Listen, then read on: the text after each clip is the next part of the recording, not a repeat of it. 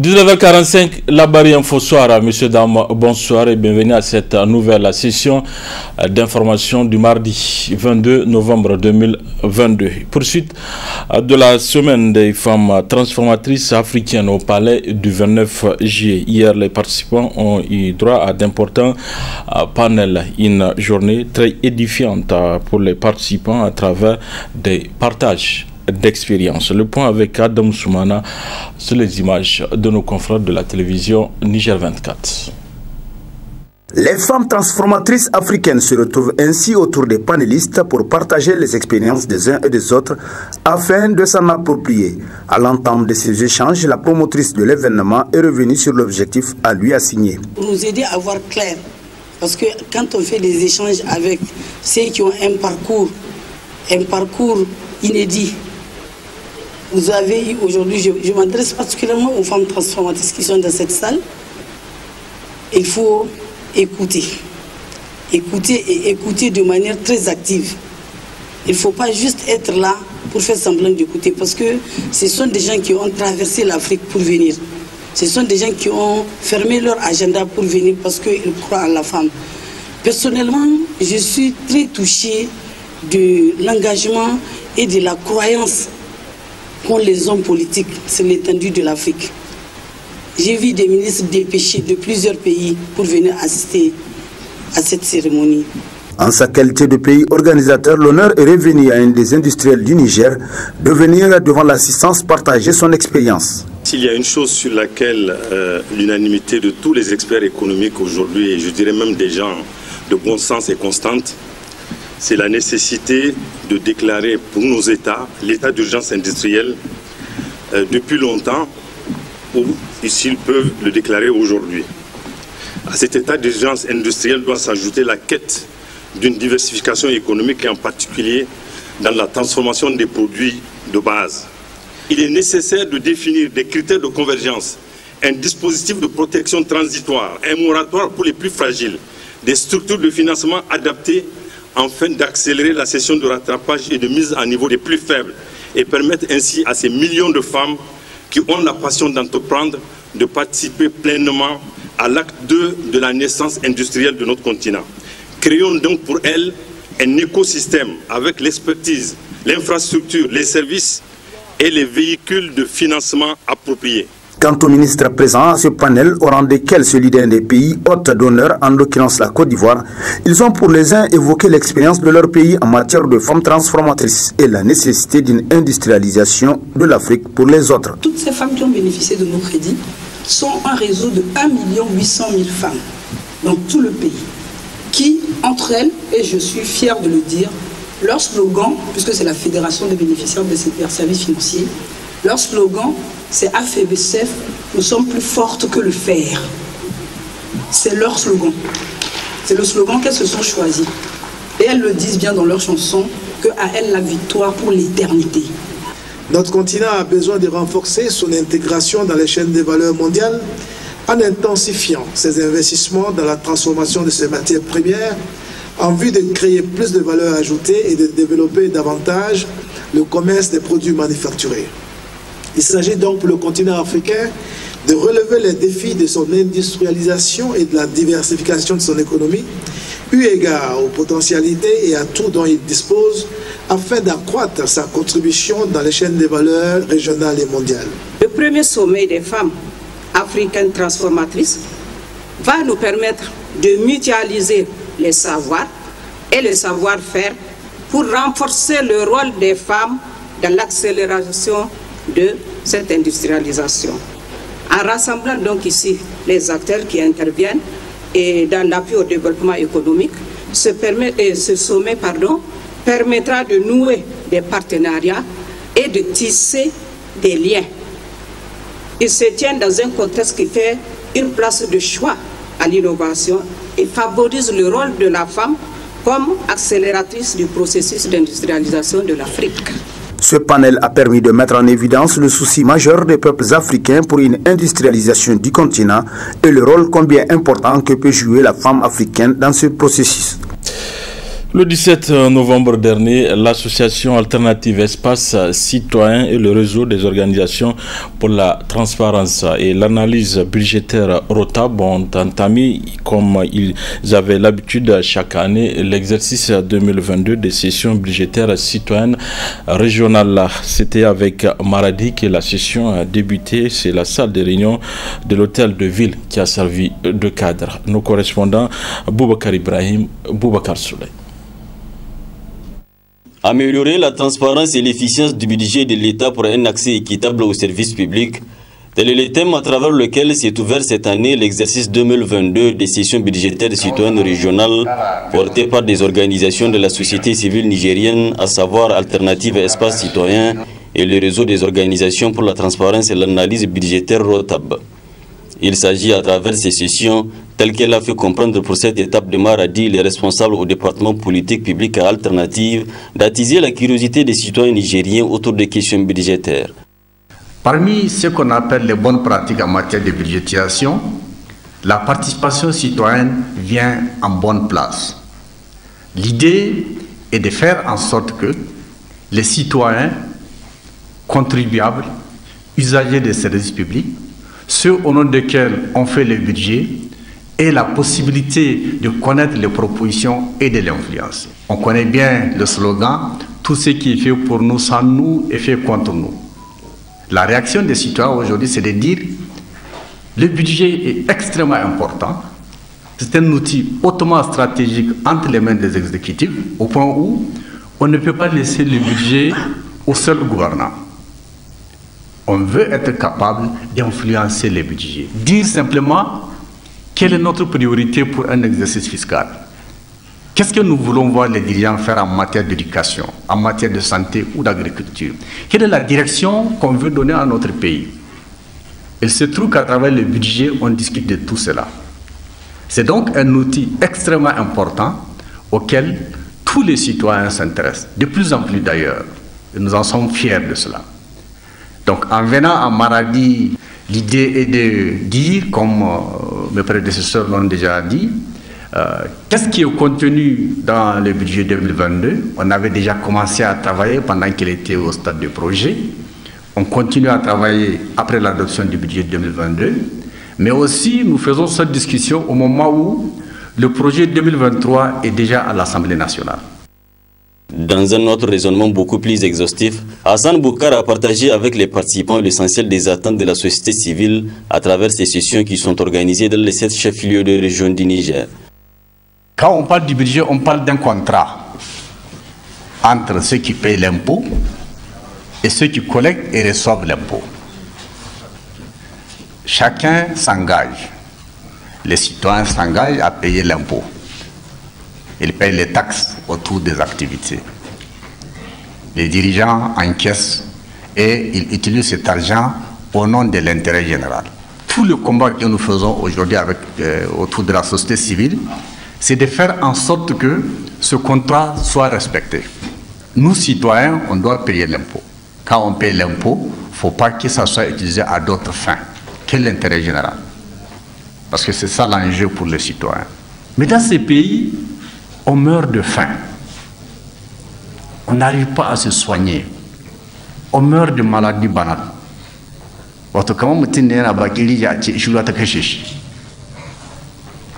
Ça pose un questionnement. Pourquoi ça arrive dans les pays riches? Il y a quelque chose qui ne va pas, n'est-ce pas? Donc, quelque part, il y a un problème. La question qu'on se pose, c'est de dire, mais finalement, ces richesses-là, à qui ça profite ces richesses dans les pays? Pourquoi dans des pays pourtant riches, chaque année on vend le pétrole, chaque année on vend l'uranium, on vend l'or, on vend d'autres richesses. Mais qui encaisse l'argent? Une fois encaissé cet argent, est-ce qu'il va dans l'intérêt général? On se pose des questions. On s'est rendu compte que dans un pays, toutes les recettes d'un État vont dans le budget. Le budget, c'est donc la caisse dans laquelle le gouvernement verse tout l'argent qu'il reçoit. Puis, à partir de cette caisse, il enlève l'argent pour payer les salaires, pour recruter du personnel, pour acheter du carburant, des papiers rames, louer des salles, faire des routes, etc. Tout ce qu'il fait, il le tire de cette caisse. Ce que j'ai dit est valable pour les communes. C'est la même chose au niveau des communes. La mairie a une caisse unique, normalement. Tout ce que la mairie fait comme recette, elle les verse dans la caisse. Et c'est de la caisse qu'on puise pour faire les dépenses. Pendant longtemps, le budget, c'est entre le gouvernement et l'Assemblée, ou entre le maire et le conseil municipal. Les citoyens ne s'intéressent pas beaucoup à ça. Le rôle de la société civile, c'est de dire il faut que les citoyens s'intéressent. Le budget est un outil extrêmement important pour chacun d'entre nous. Ça affecte tout le monde. Et donc, il faut qu'on comprenne comment ça marche, le budget. Notre travail a cela comme objectif.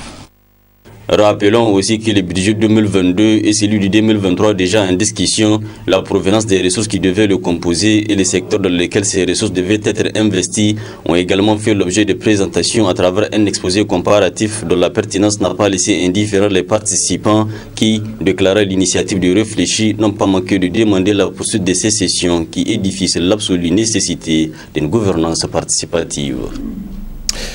À Difa, c'était la salle de réunion de la maison de jeunes qui a servi de cadre pour l'exercice 2022 de la session budgétaire citoyenne régionale. Il s'agit en effet à travers ces sessions d'inciter les citoyens nigériens sur le processus budgétaire.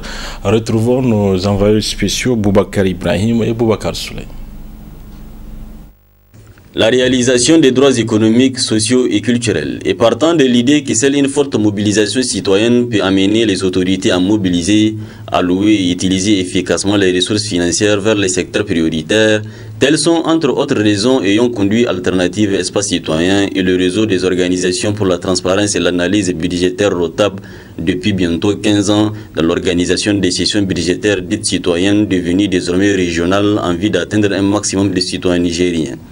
C'est ainsi qu'après Maradi, c'était au tour de Difa, la capitale du manga, de recevoir les acteurs qui, dans une tournée aux allures marathoniennes, se sont livrés à un éclairage sur des questions budgétaires et les droits des citoyens dans l'élaboration de ces budgets. Ici, comme à Maradi, après une large présentation des objectifs assignés à ces sessions suivies des interventions des participants, le directeur au département politique publique Alternative n'a pas manqué d'expliquer ce qu'un budget, comment il est réalisé, par qui et pour qui il est réalisé, et pourquoi il est urgent que les citoyens cessent de faire l'indifférent concernant des affaires publiques qui sont faites pour eux sans eux. L'enjeu de la session est de créer un espace d'information pour les citoyens, pour les acteurs de la société civile, de créer un espace de discussion, de construction d'alternatives face aux propositions gouvernementales, en particulier en ce qui concerne les secteurs sociaux qui font l'objet d'intérêt pour la société civile. En parlant de secteurs sociaux, je parle en particulier de l'éducation, de la santé, de l'agriculture, mais aussi de toutes les politiques publiques qui sont élaborées et qui concernent ce secteur-là. Donc, en créant la session budgétaire citoyenne, pendant longtemps, on est resté au niveau de la capitale. On a reçu, au fil du temps, beaucoup de demandes qui visent à faire en sorte que cette activité soit décentralisée, de façon à ce que les différentes régions puissent aussi avoir l'occasion de bénéficier, n'est-ce pas, des discussions, des informations qui sont diffusées à travers la session budgétaire. Donc, à travers le processus budgétaire, il se trouve qu'on prend des grandes décisions qui affectent tous les citoyens. Pour nous, il est important que les citoyens ne soient pas à l'écart. Autre intervention, celle des membres qui, à travers son exposé, a présenté les investissements alloués aux secteurs sociaux de base et la différence qui existe entre le budget 2022 et le 2023. L'essentiel du budget alloué au programme pilotage et administration de la politique de santé va vers deux composantes majeures, à savoir le volet pilotage, dialogue et coordination des actions et des partenaires du ministère de la Santé publique avec 35,9 milliards de francs CFA. Le volet gestion des ressources humaines pour 15,6 milliards de francs CFA. Au-delà des dépenses du personnel, ce programme comporte un volet lutte contre la Covid qui est estimé à 8,4 milliards de francs CFA. Donc, le programme amélioration de l'état de santé de la reproduction comporte également des dépenses du personnel à hauteur de 10 milliards de francs CFA. Mais l'enveloppe de ce programme est surtout composée de transferts aux établissements publics nationaux pour un montant de 26,8 milliards de francs CFA, soit 65% de l'enveloppe totale du programme. Il faut ainsi noter que l'objectif de ces sessions n'est pas d'instituer une nouvelle façon de faire, mais il s'agit en effet de contribuer au respect de ce qui est déjà institutionnalisé. Il s'agira aussi, et selon toujours les organisateurs, d'attirer l'attention du gouvernement sur l'importance de revoir certaines pratiques en vue d'améliorer l'orientation des dépenses publiques vers les secteurs qui en valent fondamentalement la peine. Allons cette fois-ci à la découverte de la commune rurale de Harikanasu, canton de Kyota, département de Boboy, région de Dosso. Ce reportage est réalisé par Labari Matassa Web TV, fait l'historique de cette localité. Situé dans le département de Boboy, dans la région de Dosso, au sud-ouest du Niger, le canton de Kyota Harikanasu a été créé en 1901. Le canton de Kyota, j'ai dit bien Kyota, parce que le nom historique, le nom également légal du canton, c'est le canton de Kyota. A pour capitale Harikanasu. Donc c'est pourquoi on dit Kyota Harikanasu. Le lui-même est créé aux alentours de 1901-1902 à l'arrivée de la colonisation. Mais la chefferie a existé avant cette arrivée-là. Donc, avant l'arrivée de la colonisation, il y avait une chefferie, la chefferie du canton de Kyota. Et après, à l'arrivée des Blancs, en 1901, le canton a été créé avec comme premier chef de canton Sidikou Hamafandou. Hamafandou, c'est lui le dernier conquérant qui a lutté contre les Peuls. Mais Sidikou est lui-même fils de chef. Il est fils de Alzuma. Alzuma est fils de Sorkeze qui a combattu, qui a guerroyé avec les Peuls à l'occasion de la révolution dans le Germain. De 1901 à nos jours, plusieurs chefs se sont succédés sur le fauteuil de ce canton, à la tête duquel se trouve aujourd'hui l'honorable Zarmakoy Amadou Saini Magaji. De sa création à maintenant, je veux citer les chefs de canton qui sont succédés. Le premier chef de canton est Sidikou Hamafandou. Après lui, il y a eu Manzon Hamafandou. Après Manzon, il y a eu Moumouni Hamafandou. Après Moumouni Hamafandou, il y a eu Magaji Hamafandou, qui est le père de celui-là, notre oncle qui est là assis. Et après Magaji Hamafandou, il y a eu Seini Hamafandou. Après Seini, qui est le fils de Magaji, il y a eu Medanda Hamafandou. Medanda Magaji, qui est Magaji fils Hamafandou. Et après Magaji, je suis celui qui a succédé à Magaji depuis septembre 2013. Septembre 2013. Avec une population estimée à 60 000 habitants, repartis dans 70 villages administratifs, l'économie de la commune rurale de Harikanasu repose principalement sur l'agriculture. À l'heure actuelle, le canton compte 69 villages administratifs et il renferme 2 communes rurales, la commune rurale de Harikanasu et la commune rurale de Kyota. Chacune de ces communes a environ 35 villages. Donc 35 fois 2, ça fait environ, il y a une de ces communes qui a 34 au lieu de 35. Il y a des hameaux, donc j'ai arrondi à 70. Et parmi ces villages, nous avons des Touaregs, nous avons des Peuls, nous avons des Hausa, nous avons également des Maoris. Maoris, c'est des gars de la population. Donc vraiment, on a un canton où nous habitons parfaitement avec la population. Très peu d'histoire, très peu de bagarres. La principale activité de notre canton, c'est d'abord l'agriculture. L'agriculture auquel se livre la majorité de la population, même les éleveurs sont agronomes, ils sont agriculteurs. ils ont des champs et ils ont également des animaux. C'est comme les sédentaires ont également des animaux, ils ont également des champs. Donc c'est vraiment l'agriculture et l'élevage. Après l'agriculture et l'élevage, il y a l'artisanat. Il y a l'artisanat, des hommes et des femmes qui se livrent à des petits artisanats. Il y a le petit commerce. Peu ordinaire, le nom de la commune rurale Harkanassou a une signification historique. Le nom Harkanassou provient du fait que c'est qu'un chasseur, à l'époque c'était des chasseurs, il y avait la forêt partout. Au cours de son déplacement, ils ont trouvé un puits au village à Harkanassou. Ce puits était très frais. Ils ont bu l'eau de ce puits. Ils étaient rassasiés. Il s'est étalé à Kalenassou. Alors donc c'est l'eau qui fait Nassou. Donc c'est l'eau qui fait grossir. Donc c'est pourquoi le nom est resté. Le chasseur est parti. Le village est créé et le village a pris le nom que le chasseur a donné au village. En fait, c'est l'historique que nous avons trouvé. Nos grands-parents l'ont trouvé également comme ça. Il paraît que c'est ça le nom du Harkanassou.